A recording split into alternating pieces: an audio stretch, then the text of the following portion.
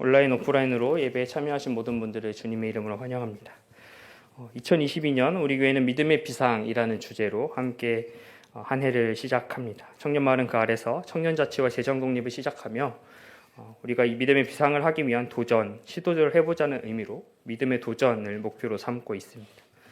이 맥락 아래서 오늘 말씀을 준비했습니다. 하지만 오늘 말씀은 어쩌면 이 믿음의 도전을 이어나가야 하는 우리 여정 가운데 어쩌면 조금 무거운 이야기, 듣기 싫은 이야기, 피하고 싶었던 이야기일지도 모릅니다. 오늘 시대는 우리가 원하는 것을 클릭만 하면 바로 볼 수 있는 시대입니다. 가장 대표적인 것이 유튜브를 비롯한 OTT 서비스입니다. 이를 특정한 시간에 기다릴 필요가 없게 되었습니다. 자신이 원하는 시간에 원하는 정보를 바로바로 확인할 수 있습니다. 정규 본 방송을 정해진 시간에 수동적으로 보는 것의 행위는 감소했습니다. 당연히 오늘 설교도 아마 다시 보기로 보시는 분들이 더 많을 거라 생각합니다. 다시 말해 오늘 우리가 원하는 시간에 원하는 장소에서 필요에 따라 클릭으로 원하는 것을 얻을 수 있는 시대를 살아가고 있다라고 볼 수 있습니다. 그리고 그 원하는 것을 바로 클릭만 하면 바로 결과를 얻기 위해 자신이 원하는 것을 선택할 수 있는 환경들을 우리는 만들고 살아갑니다. 가장 쉬운 예가 바로 다양한 구독 서비스들입니다. 넷플릭스, 왓챠, 디즈니 플러스, 웨이브 등 다양한 서비스를 구독하고 내가 원하면 바로 볼 수 있어 라는 환경을 우리는 만들어 놓습니다. 그런데 이런 다양한 선택을 할 수 있는 환경으로 누르면 바로 그 결과를 알 수 있는 환경을 만들어 놓으므로 우리는 오히려 선택 장애를 겪고 있을 수도 있습니다. 오늘 뭐 볼까라고 생각하고 웹을 실행합니다. 열심히 이것저것을 살펴보다가 눈에 걸리는 무언가를 발견합니다. 하지만 그 설명을 보면서 긴 러닝 타임을 보면서 지금 이걸 이 시간에 보면 이것을 다 써야 되나? 라는 생각을 하게 됩니다. 그리고 기다리기 싫어서 앱을 종료합니다. 그리고는 다시 유튜브로 들어갑니다. 그리고 방금 검색했던 영화나 드라마의 요약본을 찾아봅니다. 결말 영상을 찾아봅니다. 바로 볼 수 있는 기회를 쉽게 만들어 놨지만 정작 그 선택에 따라오는 시간을 투자하기 싫은 상태가 오늘의 현실입니다. 혹시 디즈니 플러스 가입하신 분들 계신가요? 구독하시는 분? 네. 디즈니 플러스면 유독 빨리 보기가 없어서 보기가 힘든 서비스라고 생각합니다. 저는 앱을 열어볼 때마다 고민만 하다가 결국 아무것도 보지 않는 행동을 반복하는 시대를 우리는 살아갑니다. 영상 시청을 해도 완결본을 좋아합니다. 완결본보다는 요약본을 좋아하고요. 요약본을 정배속으로 보는 것보다는 1.5배속으로 보는 것을 우리는 좋아합니다. 클릭하면 바로 결과를 나와야 하는데 기다린다는 것, 정속의 시간을 다 사용해야 한다는 것이 우리에게는 낭비 같아 보입니다. 이런 인식과 생활 모습이 우리의 믿음을 이해하는 데도 동일하게 작동합니다. 기다리기 싫은 시대, 무언가를 선택하면 바로 답을 원하는 시대, 노력을 피하고 바로 결과를 얻고 싶은 시대를 우리는 살아가고 있습니다. 내 노력 없이 결과를 보고 싶습니다. 빨리 결과를 얻고 싶고 확신이 없으면 시작도 하고 싶지 않은 생각이 우리의 믿음의 도전을 가로막고 있습니다. 그래서 어쩌면 반대로 우리가 말하는 나는 성공하면 믿겠다. 결론을 알면 믿겠다. 내 삶에 어느 정도 자리가 잡으면 믿겠다라는 말도 이와 같은 맥락이 아닐까 생각하게 됩니다. 왜냐하면 우리의 믿음의 현실에서 바로 답이 오지 않기 때문입니다. 하나님의 은혜라는 것, 선물로의 믿음을 우리는 머리로는 잘 알고 있습니다. 하지만 그런데 그 믿음으로 이 세상을 살겠다라고 다짐하는 순간 바로 우리 앞에 다가오는 현실은 아무것도 바뀌지 않음인 경우가 너무나도 많습니다. 아니 오히려 그 믿음으로 살겠다고 다짐하는 그 순간 그 일 때문에 더 포기해야 할 일들이 많이 생기기도 합니다. 더 희생하라고 하고 더 참으라고 말합니다. 심지어 코로나 시국에는 아직도 교회 다녀? 요새 누가 예수를 믿어? 라는 말을 듣기도 합니다. 은혜를 알기 때문에 이미 믿었기 때문에 하나님이 함께 하실 거야 라고 다짐하며 믿음의 도전으로 무언가를 대단한 결과를 바라고 있지만 돌아오는 것은 믿음의 위기입니다. 우리가 알 수 없는, 이해할 수 없는 고난이 찾아옵니다. 하필 믿겠다고 작정하고 믿음의 도전을 시작하는 이 시기에 말입니다. 이런 상황이 오늘 우리가 읽은 다윗의 모습에서도 동일하게 등장합니다. 다윗은 어린 나이에 이스라엘의 왕 사울을 대신할 왕으로 하나님의 택함을 받았습니다. 사무엘을 통해 기름 부음을 받았습니다. 사울 곁에서 사울을 돕는 사람으로 섬기던 이 다윗은 사울의 눈에 들어옵니다. 골리앗과 싸워서 이겼습니다. 이후에 사울의 사위가 됩니다.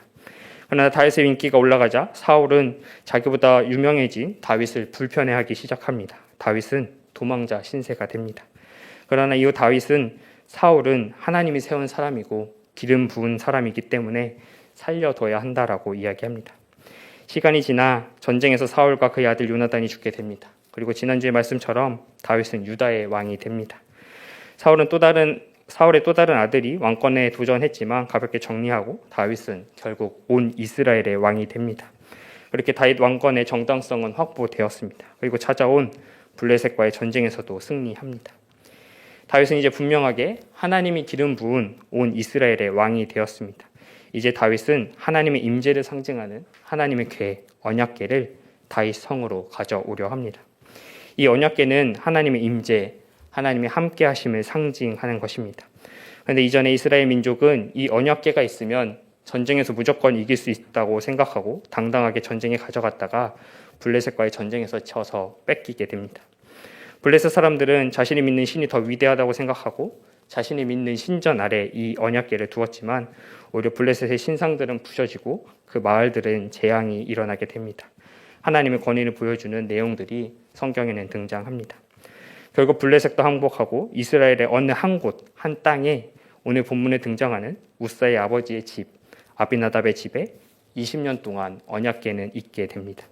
그 언약궤를 하나님의 기름 부은 자로 온 이스라엘의 왕이 된 이 다윗이 다시 가져오려고 하는 상황이 오늘 본문의 말씀입니다. 언약궤를 가져오기 위해 다윗은 이스라엘에서 3만 명을 선별합니다. 다윗과 온 이스라엘 족속은 잣나무로 만든 악기, 수금, 비파, 소구와 양금, 제금으로 연주하며 궤를 옮기기 시작합니다. 이제 하나님의 궤가 다윗 성으로 입성한다고 하나님의 임재가, 하나님의 함께하심이 다윗 아래 있다라고 생각하며 기뻐하는 축제를 벌이게 됩니다. 그리고 그때 상황의 반전이 시작됩니다. 궤를 실은 수레가 그 수레를 끌고 가던 소가 날뛰기 시작합니다. 궤가 흔들려서 떨어지게 되었습니다. 궤가 떨어질까 봐 하나님의 임재를 상징하는 궤가 땅에 떨어지면 안 되니까 우사는 손으로 하나님의 궤를 잡습니다. 그리고 그 자리에서 우사가 즉사합니다. 다윗과 선별된 3만 명, 악기를 연주하던 수많은 사람들 앞에서 순식간에 상황은 벌어졌습니다. 그 순간 다윗은 어떤 생각을 했을까요? 오늘 본문에서 다윗은 분하여라고 기록하고 있습니다. 세 번역에서는 화를 내었다라고 기록합니다. 이어서 다윗은 9절에서 이렇게 말합니다. 주님이 무서워서 이래서야 내가 어떻게 주님의 궤를 옮길 수 있겠는가? 우리가 다윗의 상황이라면 어떤 반응을 보이셨겠습니까? 왕이 되라고 기름 부은 것도 하나님이었습니다. 골리앗을 이기게 한 것도 하나님이셨고 사울을 잘 섬기다가 사울에게 죽게 됐지만 사울이 하나님의 기름 부은 자라고 참았던 것도 다윗입니다. 사울이 살아있는 동안 왕이 되지 않으려고 했습니다. 사울이 죽고 나서야 유다의 왕이 되었습니다. 그리고 온 이스라엘의 왕이 되었습니다. 이후에 찾아온 블레셋과의 전쟁에서도 하나님께 여쭈어 하나님이 시키는 대로 싸워 이겼습니다. 이제 저 어딘가의 한 구석에 있던 여호와의 궤만 이스라엘의 중심으로 가져오면 된다라고 생각했습니다.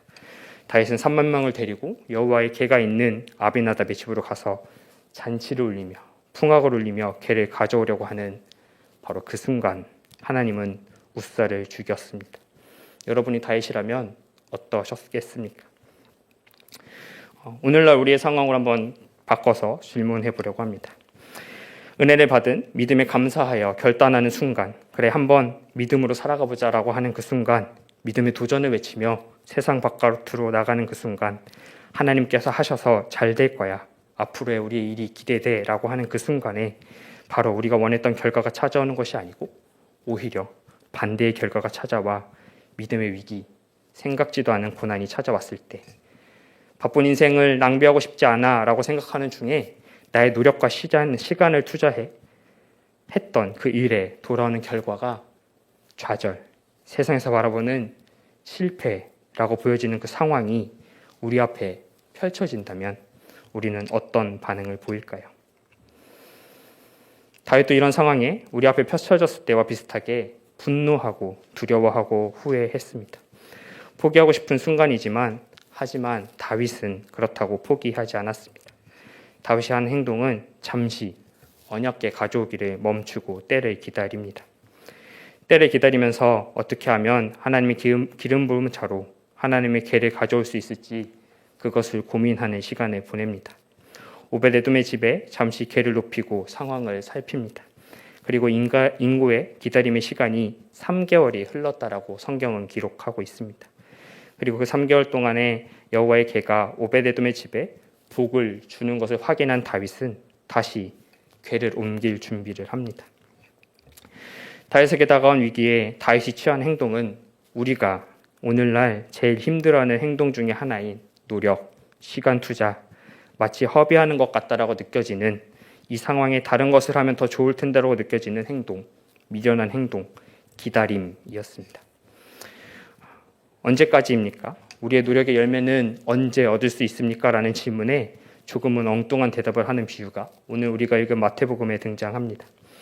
하나님의 나라 천국, 하나님의 통치가 이루어지는 곳, 우리가 이 땅에서 하나님의 뜻대로 살기로 믿음의 도전으로 살아가기를 위한 그 결과의 결론에 해당하는 목적지에 대한 설명을 예수님은 마태복음의 기자의 손을 통해 이렇게 말하고 있습니다. 하늘나라는 밭에 숨겨놓은 보물과 같다. 예수님은 하늘나라를 밭에 숨겨놓은 보물로 비유합니다. 분명 보물인데 밭에 숨겨 있습니다. 지금 그 밭의 주인은 자신의 밭에 보물이 있다는 것을 알지 못합니다. 그저 생계를 위해 보물이 숨겨져 있는 밭 위에서 열심히 농사를 짓습니다. 1년, 수년, 10년을 일하며 그렇게 살아갑니다.